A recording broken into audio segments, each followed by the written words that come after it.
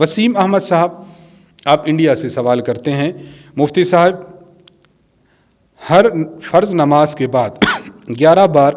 سر پر ہاتھ رکھ کر یا قیوم پڑھنے سے دماغ تیز ہوتا ہے، کیا یہ بات حدیث سے ثابت ہے؟ یہ بات حدیث میں تو نہیں ہے، البتہ ہمارے بعض اکابرین اور اسلاف کا یہ عمل منقول ہے ان کے تجرباتی زندگی کا، کہ اگر کسی شخص کا حافظہ کمزور ہے، کوئی چیز یاد کرنا چاہے اس کو یاد نہیں ہو پاتی،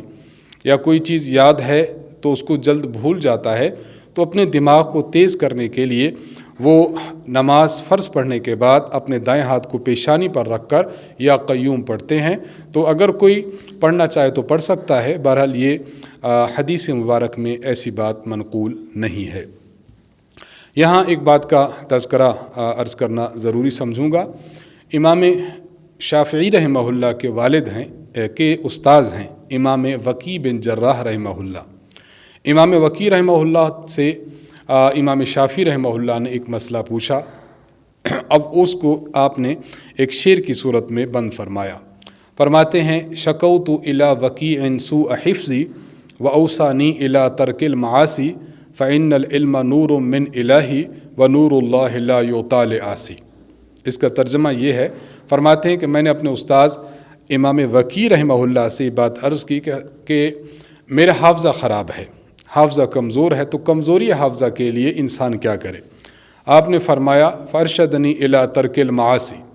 کہ انسان جو حافظہ کی مضبوطی کا اور حافظہ کے قوی ہونے کا خواہش مند ہو، اسے چاہیے کہ وہ گناہوں کی زندگی کو چھوڑ دے۔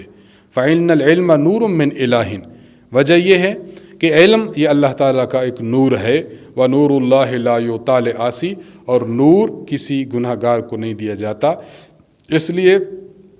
وہ طلبہ کرام جو مدارس میں، کالجز میں، اسکولز میں، یونیورسٹیز میں پڑھتے ہیں،